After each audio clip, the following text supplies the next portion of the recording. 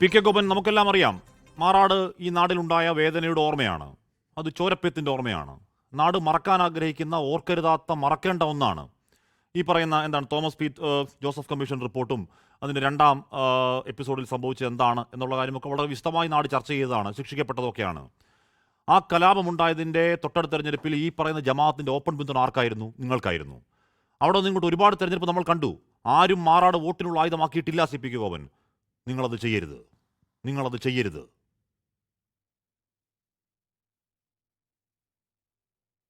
ശ്രീ ഹാഷ്മി, നിങ്ങൾ ഇത്രത്തോളം ആളുകളെ തെറ്റിദ്ധരിപ്പിക്കാൻ ഈ ചാനലിൻ്റെ ഫ്ലോർ ഉപയോഗിക്കരുത്.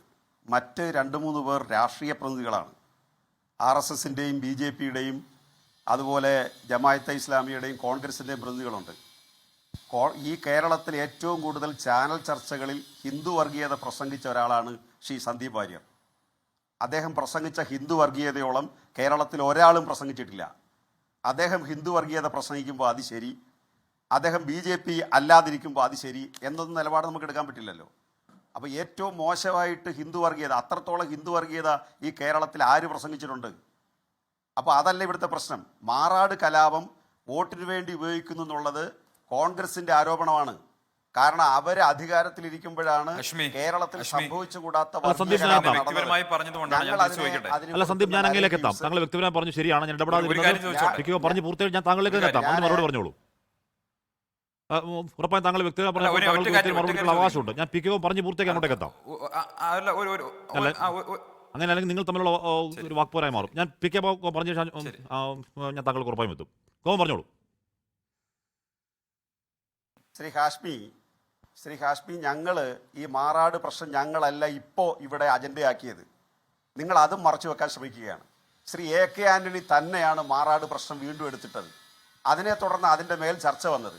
ആ ചർച്ചയിൽ ഞങ്ങൾ പറയാൻ ശ്രമിക്കുന്ന കാര്യം, ഞങ്ങൾ കേരളത്തിലെ ജനങ്ങളെ ഓർമ്മിപ്പിക്കുന്ന കാര്യം, LDF അധികാരത്തിലിരുന്ന 10 വർഷക്കാലവും കേരളത്തിൽ വർഗീയലഹള നടന്നിട്ടില്ല.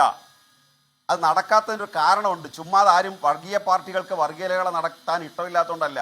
ഇപ്പോൾ വർഗീയലഹള നടത്താൻ ഏറ്റവും കൂടുതൽ ആഗ്രഹിക്കുന്നത് വർഗീയ ശക്തികളാണ്, പ്രധാനമായിട്ട് RSS. എന്താ അതിൻ്റെ കാരണം? എന്താ? വടക്കേ ഇന്ത്യയിൽ അവർ വിജയിച്ചിട്ടുള്ളതെല്ലാം വർഗീയലഹള നടത്തിയിട്ടാണ്. മുഹമ്മദ് അഖിലാഖിനെ കൊല്ലുമ്പോൾ അതിൻ്റെ പേര് വർഗീയ ധ്രുവീകരണം ഉണ്ടാക്കും. ജമ്മു കാശ്മീർ കാട്ട്വ സംഭവം അതിൻ്റെ പേര് വർഗീയ ധ്രുവീകരണം ഉണ്ടാക്കും. അതുപോലെ ബാബറി മസ്ജിദ് തകർത്ത് അതിൻ്റെ പേര് വർഗീയ ധ്രുവീകരണം ഉണ്ടാക്കി. കർസേവ യാത്ര നടത്തി, രഥയാത്ര നടത്തി, അതിൻ്റെ പേര് വർഗീയ ധ്രുവീകരണം ഉണ്ടാക്കി. വർഗീയ ധ്രുവീകരണം ഉണ്ടാക്കുന്നത് വർഗീയ കക്ഷികളുടെ ലക്ഷ്യമാണ്. കേരളത്തിൽ അവർക്ക് ആഗ്രഹമില്ലാഞ്ഞിട്ടല്ല. പക്ഷേ കേരളത്തിൽ വർഗീയലഹള നടക്കാതിരിക്കുന്നതിൻ്റെ കാരണം ഈ വർഗീയ കക്ഷികൾക്ക് സർക്കാരിൽ സ്വാധീനം ചെലുത്താൻ കഴിയാത്തത് കൊണ്ടാണ്. ഈ ആശയമാണ് ഞങ്ങൾ അവതരിപ്പിക്കുന്നത്, അല്ലാതെ മാറാടല്ല. വർഗീയ രാഷ്ട്രീയ പ്രസ്ഥാനങ്ങൾക്ക് ഗവൺമെന്റിൽ സ്വാധീനം ചെലുത്താൻ അവസരമുണ്ടായാൽ കേരളത്തിൽ വർഗീയ ലഹളയെ നിയന്ത്രിക്കാൻ സർക്കാരിന് കഴിയാതെ പോകും. ഇവിടെ AK ബാലൻ ആഭ്യന്തരമന്ത്രി എന്ന ജമാഅത്തെ ഇസ്ലാമിയുടെ പ്രശ്നം പറഞ്ഞതിനോട് ആർക്ക് യോജിപ്പല്ല. പക്ഷേ അദ്ദേഹം പറയാൻ പരിശ്രമിച്ച കാര്യം അതല്ല. അദ്ദേഹം കേരളത്തിൽ ജമാഅത്തെ ഇസ്ലാമിയുടെ ആഭ്യന്തരമന്ത്രി വരുമെന്നല്ല പറഞ്ഞേ. ജമാഅത്തെ ഇസ്ലാമിക്ക് ആഭ്യന്തരമന്ത്രിയിൽ ഉണ്ടാക്കാൻ കഴിയാവുന്ന സ്വാധീനത്തെ കുറിച്ചാണ് അദ്ദേഹം പറഞ്ഞത്.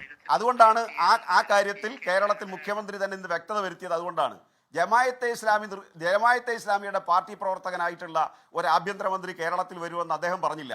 അദ്ദേഹം പറഞ്ഞ പ്രശ്നം എന്ന് പറഞ്ഞാൽ ഇസ്ലാമിക വർഗീയതയും ഞാൻ പറഞ്ഞു തരട്ടെ, ആഭ്യന്തരമന്ത്രി ആകൂന്നല്ല സർ പറഞ്ഞേ.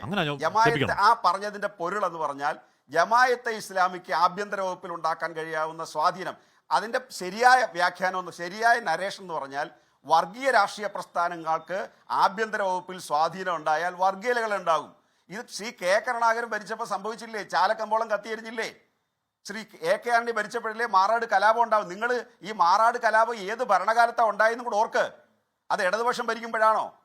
അപ്പോൾ UDF ഭരിച്ചപ്പോഴെല്ലാം കേരളത്തിൽ വർഗീയലകൾ ഉണ്ടായത്.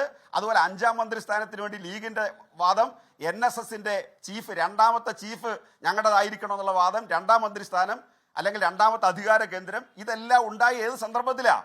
ഇതെല്ലാം ഉണ്ടായത് UDFന്റെ ഭരണകാലത്താണ്.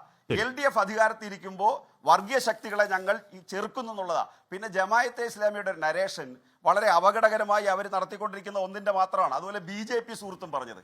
അപ്പോൾ ഹിന്ദുക്കളുടെ വോട്ടിൽ ചോർച്ച വന്നപ്പോഴാണ് ഇടതുപക്ഷ ഈ നിലപാടെടുക്കുന്നതെന്നാണ് അദ്ദേഹം പറയുന്നത്. ഞങ്ങൾ ഗാസ മുനമ്പിനെ സംബന്ധിച്ച് ഒരു പ്രശ്നം ഉയർത്തിയ ഉടനെ പറയും മുസ്ലിം പ്രീണനം എന്ന് പറയും. എന്തിനാ ഞങ്ങളെ ചീത്ത വിളിക്കുന്നത്? കേരളത്തിൽ ഇന്ന് ജീവിച്ചിരിക്കുന്ന ഏറ്റവും വലിയ ജ്ഞാനവൃദ്ധ എന്ന് പറയാവുന്ന ആളാണ് ഡോക്ടർ എം ലീലാവതി ടീച്ചർ. അവർ ഒരു രാഷ്ട്രീയവും പറയുന്നവരല്ല.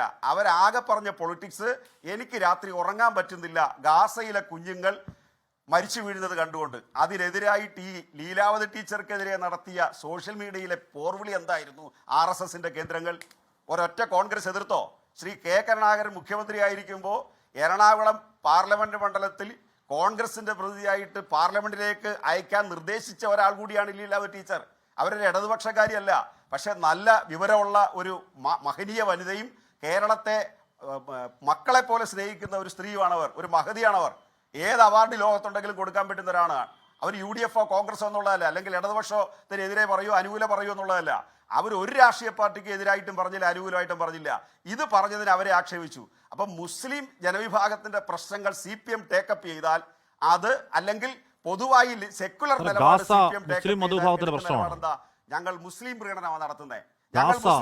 മുസ്ലിം മതവിഭാഗത്തിന്റെ പ്രശ്നം താങ്കളോട് ആരാ പറഞ്ഞു? ഹിന്ദു ഇസ്ലാമിക വർഗീയതയ്ക്കെതിരായിട്ട് പറഞ്ഞാലോ ഞങ്ങൾ RSSന്റെ മുസ്ലിം പ്രശ്നമാണോ? മനസ്സിലാക്കും. അല്ല സിപിക്ക് ഗാസ മുസ്ലിം പ്രശ്നമാണോ? നിങ്ങൾ അങ്ങനെയാണോ മനസ്സിലാക്കി വെച്ചിരിക്കുന്നത്? ഗാസയെ മുസ്ലിം ഗാസ രാഷ്ട്രീയ പ്രശ്നമാണ് സാർ, അധിനിവേശത്തിന്റെ പ്രശ്നമാണ്. താങ്കൾ പറഞ്ഞ ലീലാവതി ടീച്ചർ പറഞ്ഞ ഗാസ CPM ഗാസ എന്നുകൊണ്ട് ഉടനെ മുസ്ലിം പ്രശ്നമായിട്ട് താങ്കൾ നേർക്കുന്നവർ കണക്ട് ചെയ്തേ ഉള്ളിൽ കിടക്കുന്നത്. പക്ഷെ അതും PK ഗോപൻ, ഞാൻ അതിനോട് വിയോജിക്കുന്നു. ഗാസ ഒരു മുസ്ലിം പ്രശ്നമല്ല. എന്റെ പ്രശ്നത്തെ ദുർവ്യാഖ്യാനിക്കാൻ ശ്രമിച്ചാൽ ഞാൻ നിങ്ങൾ പറയുമ്പോൾ ഇടപെടേണ്ടി വരും. ഗാസ ഒരു മുസ്ലിം പ്രശ്നമല്ല PK ഗോപൻ, അത് രാഷ്ട്രീയ പ്രശ്നമാണ്. പരമാവധി പരിശ്രമിക്കുന്നുണ്ട് ശ്രീ ഹാഷ്മി. അല്ല, നിങ്ങൾ തെറ്റായിട്ട് വ്യാഖ്യാനിക്കരുത്. എൻ്റെ സംസാരത്തെ നിങ്ങൾ പരമാവധി തെറ്റായിട്ട് വ്യാഖ്യാനിക്കുകയും മറ്റ് 3 പേർക്ക് പ്രോത്സാഹനം കൊടുക്കുകയും ചെയ്താൽ നിങ്ങളുടെ വർത്തമാനത്തിൽ ഞാൻ ഇടപെടും. ശക്തമായിട്ട് ഞാൻ പറയാം. നിങ്ങൾ എപ്പോൾ സംസാരിച്ചാലും ഞാൻ ഇടയ്ക്ക് കയറി ഇടപെടുകയും ചെയ്യും. താങ്കളാണ് പറഞ്ഞത് CPM ഗാസയ്ക്ക് വേണ്ടി പറഞ്ഞാൽ മുസ്ലിം പ്രീണനം പറയും, ലീലാവതി ടീച്ചർ പറഞ്ഞാൽ മുസ്ലിം പ്രീണനം പറയും, പിന്നെ മുസ്ലിം പ്രശ്നം ഏറ്റെടുത്താൽ എന്ന് പറഞ്ഞാൽ പിന്നെ അർത്ഥം എന്താ? നിങ്ങൾ സംസാരിച്ചുകൊണ്ടിരിക്കും സാർ. ഞാൻ നിങ്ങളുടെ ചർച്ചയിൽ ഞാൻ നിർത്തി സാർ. നിങ്ങൾ സംസാരിച്ചുകൊണ്ടിരിക്കേ. ഞാൻ സംസാരിക്കാൻ ഒന്നും സമ്മതിക്കത്തില്ലെങ്കിൽ നിങ്ങൾ നിങ്ങളുടെ ആഖ്യാനം എന്റെ പേര് അടിച്ചേൽപ്പിക്കും. ഞാൻ വിട്ടു, അതൊരു പോയിന്റ് പറഞ്ഞ് അവസാനിപ്പിച്ചു. ഞാൻ പറയട്ടെ സാർ, നിങ്ങൾ കൂടുതൽ മിടുക്കനാകാതെ സാർ, നിങ്ങൾ അങ്ങ് മിടുക്കനാകാതെ. അങ്ങനെ നിങ്ങൾ ആരാ? നിങ്ങളുടെ ധാരണ നിങ്ങളെ കൂടുതൽ മിടുക്കനാകുന്നത്? ഞാൻ ഗാസയുടെ പ്രശ്നം പറഞ്ഞത് എന്താ? ഞാൻ ഗാസയുടെ പ്രശ്നം പറഞ്ഞത് അല്ല പ്ലീസ്, ഗാസയുടെ പ്രശ്നം പറഞ്ഞ് ഞാൻ ആ പോയിന്റ് ക്ലോസ് ചെയ്തിട്ട് അടുത്ത പാരയിലായി തുടങ്ങിയേ. അതായത് കേരളത്തിലെ ഞാൻ അത് വേറൊരു വിഷയമായിട്ട് ബന്ധപ്പെട്ട ഗാസ RSS എങ്ങനെയാണ് എല്ലാ പ്രശ്നത്തെയും കാണുന്നതെന്നുള്ളതാണ്. ഞങ്ങളെ മാത്രമല്ല RSS ആക്രമിക്കുന്നത്. രണ്ടാമതായിട്ട് ഞാൻ പറയുകയാണ്, കേരളത്തിൽ ഏത് വിഷയം ഞങ്ങൾ എടുത്താലും അതാണ് പ്രശ്നം. എന്റെ പോയിന്റ് അതാ. ഏത് വിഷയം എടുത്താലും അത് മുസ്ലിം ജനവിഭാഗങ്ങളെ ബാധിക്കുന്ന പ്രശ്നമാണെങ്കിൽ ഞങ്ങൾ മുസ്ലിം പ്രീണനം നടത്തുന്നു. ഹിന്ദുക്കളെ ബാധിക്കുന്ന പ്രശ്നമാണെങ്കിൽ ഞങ്ങൾ ഹിന്ദു പ്രീണനം നടത്തുന്നു. ഞങ്ങൾ ജമാഅത്തെ ഇസ്ലാമിക്ക് എതിരായിട്ട് പറഞ്ഞ RSS പറയുന്നതാണെന്ന്. എന്തു വാദമായത്? എന്ത് ന്യായമായത്? കേരളത്തിലെ ജനങ്ങൾ അങ്ങ് പണ്ടന്മാരാണോ? ഞങ്ങൾ ജമാഅത്തെ ഇസ്ലാമിക്കെതിരായിട്ട് പറഞ്ഞാൽ RSSന് അനുകൂലമാവോ? RSS ജമാഅത്തെ ഇസ്ലാമിയായിട്ട് എന്ത് തർക്കമാണ് സാർ ഉള്ളത്?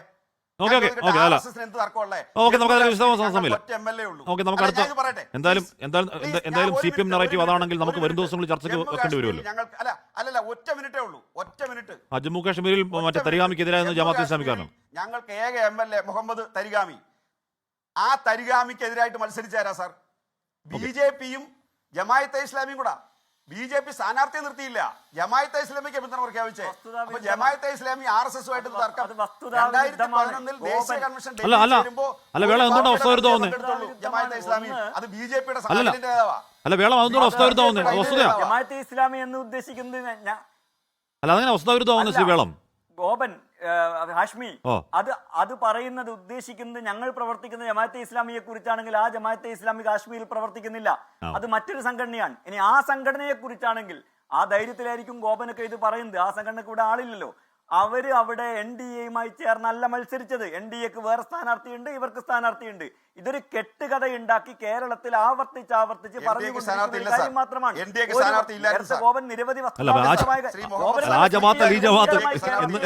വസ്തുതാവിരുദ്ധമായ കാര്യങ്ങൾ പറയുന്നുണ്ട്. അങ്ങനെയുള്ള ഒരു വസ്തുതാവിരുദ്ധമായ കാര്യം ആവർത്തിച്ച് പറയുക തികച്ചും വസ്തുതാവിരുദ്ധമാണ്. ജമ്മു കാശ്മീർ ജമാഅത്തെ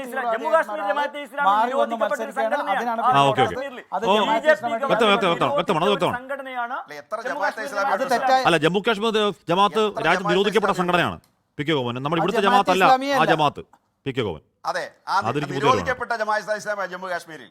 ജമ്മു കാശ്മീരിൽ നിരോധിക്കപ്പെട്ട ബന്ധവുമില്ല. ജമാഅത്തെ അത് ഇസ്ലാമിയുടെ വേളത്തിന്റെ സ്ഥാനാർത്ഥി ജമാഅത്ത് ഇസ്ലാമി RSS ബന്ധമൊന്നുമില്ല എന്നാ പറയുന്നത്. ഓക്കെ, അത് ആ, എനിക്ക് പുതിയ അറിവാണ് കേട്ടോ. ഓക്കെ, ഞാൻ അങ്ങനെയൊക്കെ എത്താം. ശ്രീ മുഹമ്മദ് വേളം 2011 ഡൽഹിയിൽ നടന്ന ജമാഅത്തെ ഇസ്ലാമിയുടെ കൺവെൻഷനിൽ അഡ്രസ് ചെയ്തത് BJPയുടെ ഹൈലൈറ്റ് നേതാവ് പ്രൊഫസർ JK ജൈന. വേറെ ഒരു പാർട്ടിക്കാരും അതിൽ പങ്കെടുത്തില്ല. ലോകത്തെവിടെയായാലും ഏത് സമയത്തും 24 വാർത്തകളും ഓഗ്മെന്റഡ് റിയാലിറ്റി പാക്കേജുകളും എക്സ്പ്ലെയിനറുകളും വിശദമായി കാണാൻ ഞങ്ങളുടെ യൂട്യൂബ് ചാനൽ നിങ്ങൾക്ക് സബ്സ്ക്രൈബ് ചെയ്യാം.